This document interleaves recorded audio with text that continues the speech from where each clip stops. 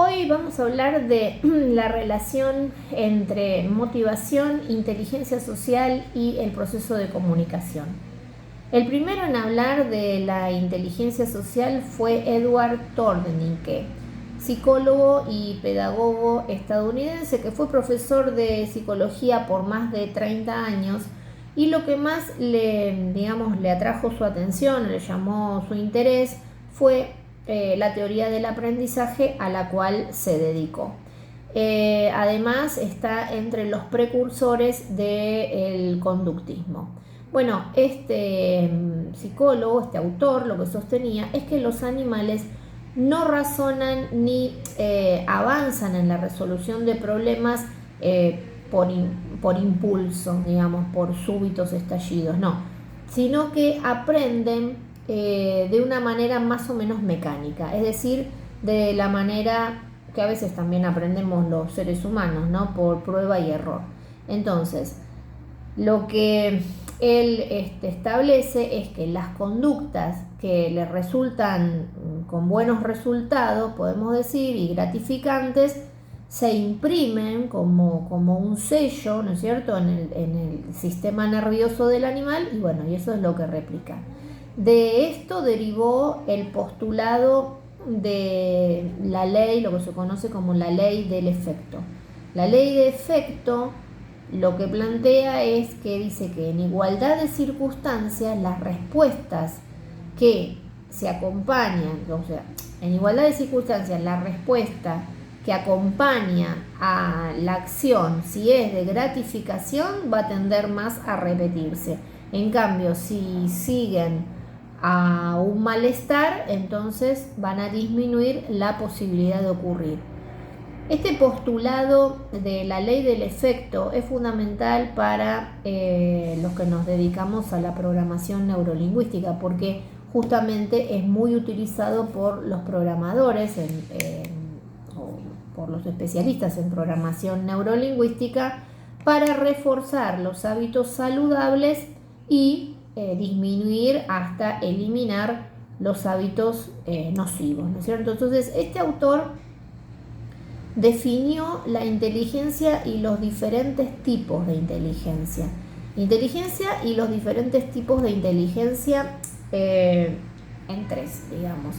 La inteligencia como capacidad para manejar y comprender ideas, que sería la inteligencia abstracta, objetos, que sería la inteligencia mecánica, y personas, que sería la inteligencia social, de la que estamos hablando ahora para relacionarlo con comunicación. Ahora, puede ser que actualmente esto de manejar personas nos resuene un poco, no sé, nos choque, ¿no?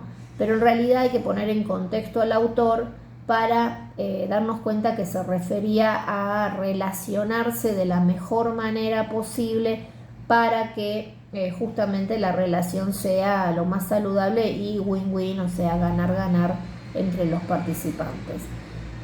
También recordemos que estas investigaciones son perdón, de hace más de un siglo, ¿no es cierto?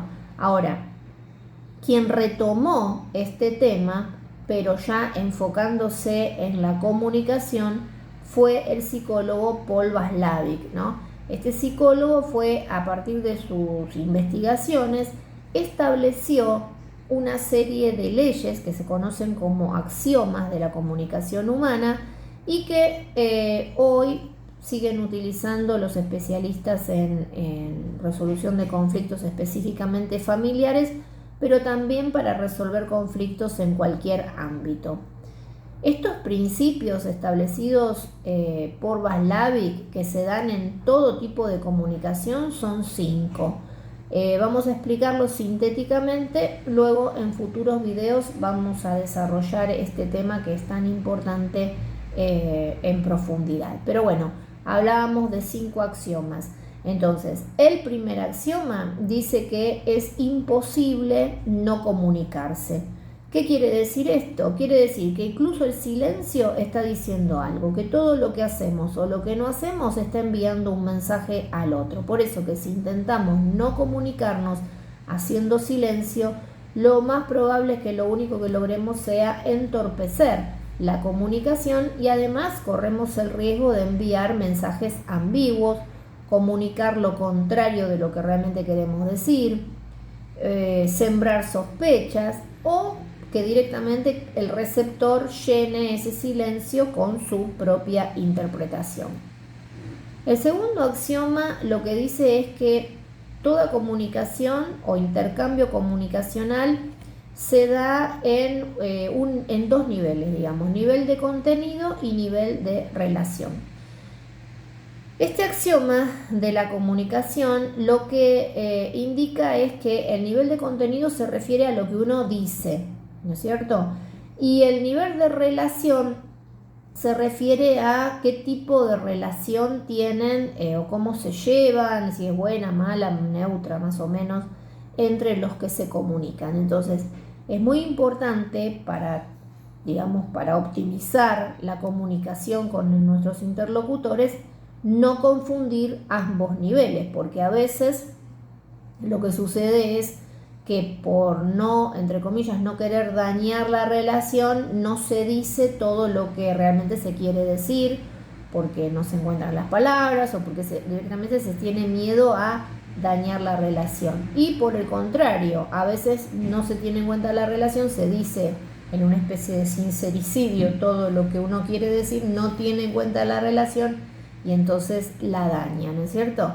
Entonces, es importante, obviamente, todos los axiomas son fundamentales para mejorar la inteligencia social, porque de eso se trata, ¿no? Lo que estamos viendo es la relación que hay entre comunicación e inteligencia social.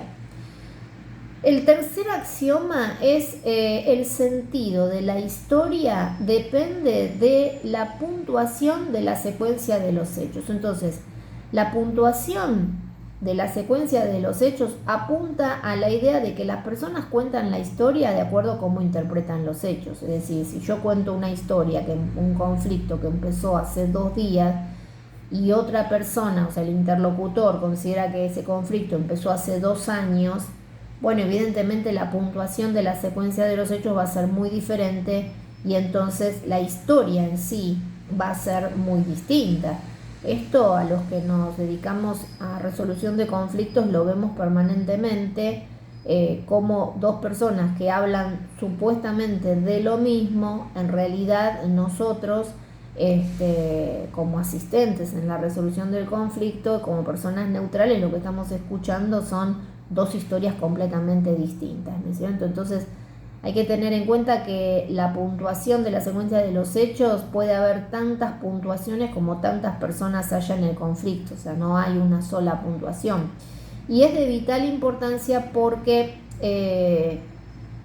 facilitan los acuerdos entre las personas y las puntuaciones son parecidas, facilitan el encuentro humano si se comparten ciertas puntuaciones importantes en la historia en general o no, o directamente no es cierto? Bien, el cuarto axioma tiene que ver con que los seres humanos nos comunicamos tanto digital como analógicamente. ¿Qué quiere decir esto? Quiere decir que en toda comunicación tenemos 3 tipos de lenguaje: el lenguaje verbal, el lenguaje no verbal o gestual o conductual, es decir, el manejo del cuerpo, las actitudes, y también el paraverbal.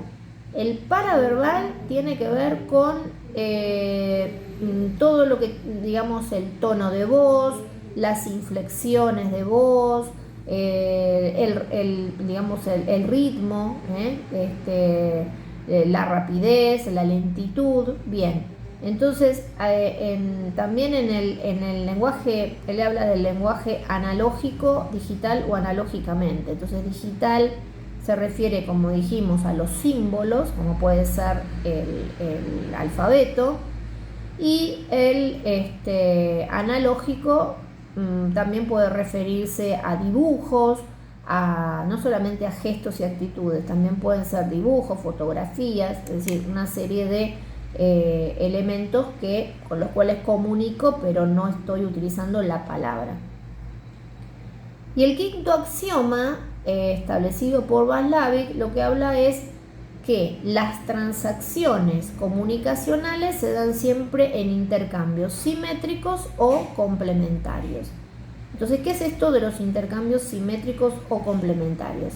Simétrico es cuando las personas que se comunican están en el mismo canal, podríamos decir en la misma sintonía. Vamos a poner un ejemplo. Si por ejemplo yo me quiero comprar un auto y entonces, no sé, voy a conversar con una amiga o con un amigo acerca de autos o del auto que me quiero comprar y entonces analizamos, no sé, los detalles técnicos, mecánica y etcétera para poder llegar a una mejor decisión, bueno, en ese caso estamos hablando de lo mismo y entonces sería una relación simétrica. Ahora, del mismo modo, de otra manera, si sigo buscando opiniones y entonces voy a hablar con otro amigo o amiga y digamos que el interlocutor no le interesa el tema de los autos y le interesa a dónde vamos a viajar, a dónde puede ir con el auto y empieza a conversar, empieza a decir cosas que tienen que ver con los viajes, bueno, evidentemente no estaríamos en la misma sintonía y obviamente que digamos, sería una conversación, un intercambio conversacional complementario, no simétrico, ¿cierto? Bueno, entonces, a ver, también tiene que ver con lo simétrico o complementario las relaciones digamos, dependiendo de si son los roles en el mismo nivel, podríamos decir, o no. Por ejemplo, si hay diferentes tipos de comportamiento entre un jefe y un subalterno, entre un sargento y un soldado. Entonces ahí sería un comportamiento complementario, ¿cierto? Esto, como dijimos, los principios así esbozados de manera muy sintética como para que los podamos relacionar con lo que estamos hablando de inteligencia social, queda, digamos, como casi evidente que si la inteligencia social es esa inteligencia que nos permite relacionarnos mejor con otras personas, evidentemente la comunicación o todos los elementos, todas las herramientas que tengamos y que aprendamos de comunicación y quienes manejen todos estos elementos y estos conocimientos se supone que van a estar más capacitados para tener una mejor comunicación con los demás. Asimismo, otros autores que luego de Václavic se dedicaron también a desarrollar el tema de la inteligencia social, iniciado, como dijimos, por Thorndike, fueron Gardner, que es el autor de la teoría de las inteligencias múltiples, y el tan conocido Goleman con la inteligencia emocional, ¿no es cierto?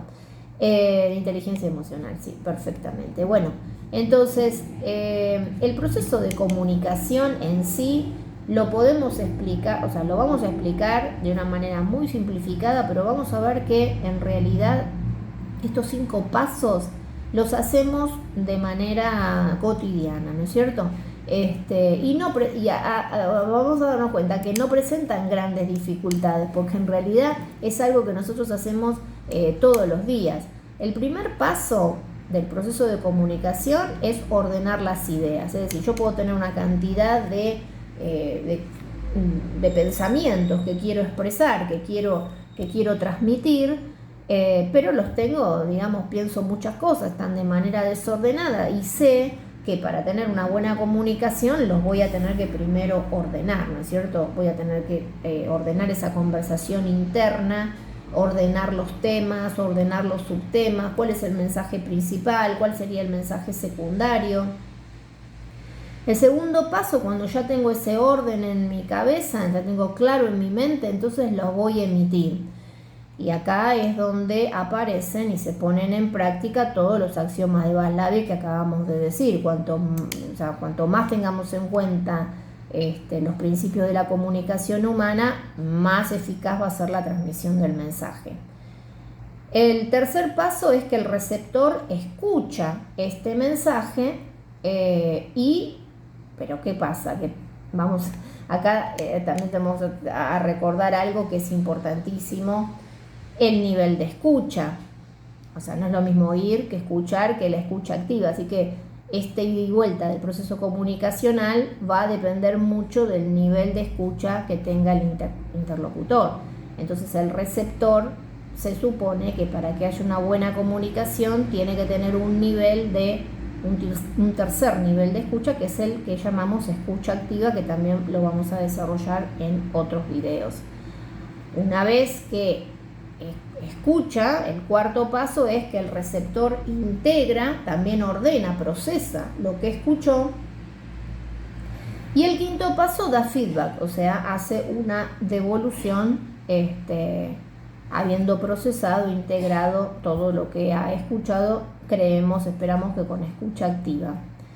Ahora bien, como vemos, este proceso, como decíamos, es muy sencillo. Es un proceso que hacemos todos los días, que lo aplicamos de manera habitual.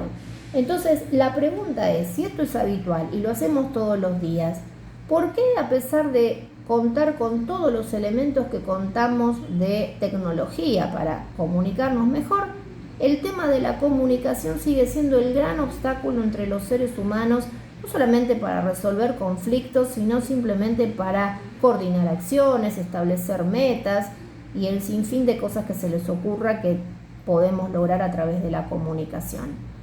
Bueno, como se nos haría un video muy largo, la respuesta es los filtros de la comunicación. Pero los filtros de la comunicación los vamos a desarrollar en un video específico en el cual vamos a esbozar y a explicar por qué, vamos a responder a esta pregunta: ¿por qué nos resulta tan difícil comunicarnos de manera eficiente y eficaz a los seres humanos?